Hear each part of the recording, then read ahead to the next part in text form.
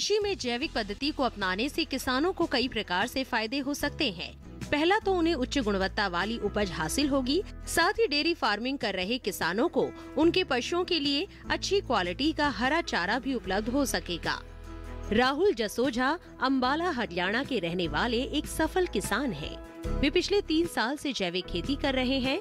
जैविक खेती से जुड़ने का सीधा साधा कारण था रसायनों के प्रयोग को पूरी तरह से खत्म करना।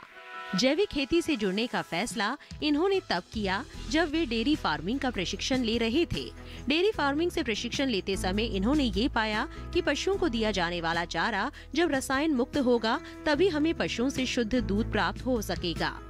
ऐसे में जैविक खेती को अपनाना राहुल जसोजा के लिए काफी फायदेमंद सिद्ध हुआ। मैं ऑर्गेनिक फार्मिंग कर रहा हूँ 3 साल से, और हमने अभी ये इंस्पायर होके किया था। ये डायरी फार्मिंग में हमने पहले ट्रेनिंग ली थी KVK तेपला में, डॉक्टर नवीन के अंदर, और वहाँ से हमको काफ़ी इंस्पिरेशन मिली थी कि ये डायरी फार्मिंग जो है ये काफ़ी चीज़ें से रिलेटेड है, जैसे ऑर्गेनिक फार्मिंग वगैरह भी है। तो फर्स्ट हमने जो ट्रायल किया था वो था इसके रिलेटेड जो हाइड्रोफोनिक का था, हमने उसका ट्रायल किया कि डायरी फार्मिंग में जो ये ग्रासेस वगैरह की कमी होती है तो उसको कैसे हम ऑर्गेनिक तरीके से ग्रो करें और फार्मर का भी जो बेनिफिट हो, इसमें कॉस्ट इफ़ेक्टिव हो। तो हाइड्रोफोनिक्स का मैंने काफ़ी रिसर्च किया था, डॉक्टर नवीन के साथ रिसर्च किया था हमने, और काफ़ी अच्छा लगा हमको। और इसको बढ़ा के हम फिर दिल्ली भी गए थे डॉक्टर रमेश के साथ इनोवेशन कॉन्क्लेव में, और वहाँ पे हमको काफ़ी अवेयरनेस क्रिएट करने का मौका मिला, और पता भी लगा कि काफ़ी फार्मर्स इस चीज़ से करने से डरते भी हैं क्योंकि उनको तरीका नहीं पता। तो हमने काफ़ी अभी यहाँ पे अवेयरनेस भी क्रिएट की है इसके बारे में, डायरी फार्मिंग के रिलेटेड। राहुल जसोजा ने हाइड्रोपोनिक खेती के विषय पर भी रिसर्च के माध्यम से अच्छी जानकारी हासिल की। कृषि के क्षेत्र में इस तकनीक को अपनाकर किसान ज्यादा से ज्यादा मुनाफा कमा रहे हैं। हाइड्रोपोनिक खेती से हो रहे मुनाफे को देखते हुए कृषकों का रुझान हाइड्रोपोनिक खेती की ओर देखने को मिल रहा है। किसान पारंपरिक खेती को छोड़ इसकी ओर ज्यादा आकर्षित हो रही है। राहुल जसोजा भी हाइड्रोपोनिक तकनीक को अपनाकर लाभान्वित हुए हैं। राहुल जसोजा जैविक विधि से अजोला और नेपियर की खेती कर रहे हैं, जिसे पशुओं को हरे चारे के रूप में दिया जाता है। हमने इस साल जो है दिसंबर और जनवरी में काफ़ी फार्मर्स को हमने फ्री ग्रास भी दिया है इसको। अब हम नेपियर ग्रास भी लगा रहे हैं, अजोला भी लगा रहे हैं, क्योंकि ये जो है ये नेचुरली ओकरिंग प्रोडक्ट्स हैं जो ऑर्गेनिक है।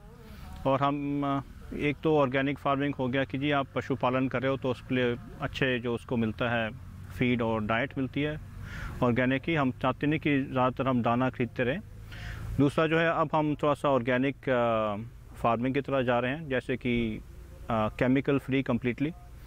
तो उसमें हमने क्या किया है कि हमने KVK से हमने थोड़ा सा रिक्वेस्ट हेल्प मांगी थी, और ये डॉक्टर वहीं के एक डॉक्टर है डॉक्टर रमेश जी, उन्होंने कहा था कि आप ये कर सकते हैं। टोटल हमने पौध तैयार किया, और गांव में जितने भी लोग हैं जो ये वेजिटेबल्स और ऐसी चीज़ें लगाते हैं अपने खुद के लिए, हमने कहा था आप पूरे गांव के लिए लगाइए, ताकि हम नेक्स्ट ईयर तक इस गांव को हम थोड़ा सा टोटली ऑर्गेनिक कर सकें, और सब लोग अपना ऑर्गेनिक सब्ज़ी घर के लिए तो उगा सकते हैं, और कोई एक्स्ट्रा हो तो हम उसको सेल भी कर सकें।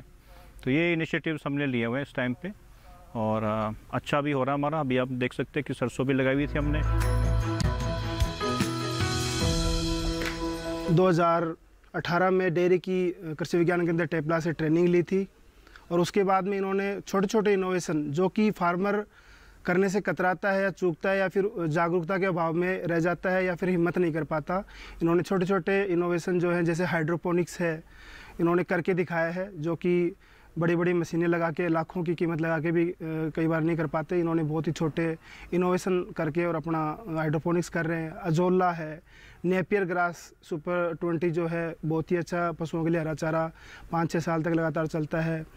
इस तरह की चीज़ें उन्होंने कर रखी हैं। और जैसा कि आज हम नेचुरल फार्मिंग की बात करते हैं तो उसके तहत भी ये जो पशु इन्होंने रखे हैं उनसे गौमूत्र और गोबर से विभिन्न पंचगव्य पंचामृत भी बना रहे हैं और ऑर्गेनिक फार्मिंग कर रहे हैं।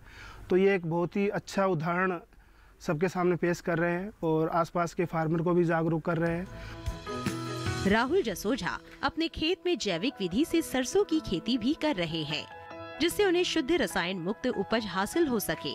राहुल जसोजा ने अपने गांव और गांव के आसपास के किसानों को भी जैविक पद्धति को अपनाने के लिए प्रोत्साहित किया है।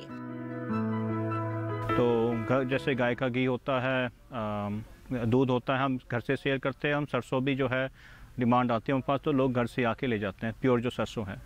तो ये ऑर्गेनिक तरीके से तैयार किए हुए हैं। हमको इसमें पेस्टिसाइड वगैरह जो है, जो जिनको केमिकल माना जाता है, हम यूज़ नहीं करते। और KVK से हम हमेशा, जैसे डॉक्टर रमेश हो गए, नवीन हो गए, इनसे हम संपर्क में रहते हैं ताकि हमको बेनिफिट मिल सके कि वो ठीक से गाइड्स कर सके कि भाई ये आप ऑर्गेनिक पेस्टिसाइड है, ये इनऑर्गेनिक है, ये मत यूज़ करो। अगर कोई डिजीज़ रिलेटेड आ जाती है, हमको समझ में नहीं आता, तो उस हिसाब से हम फिर इनसे इन टच करते हैं।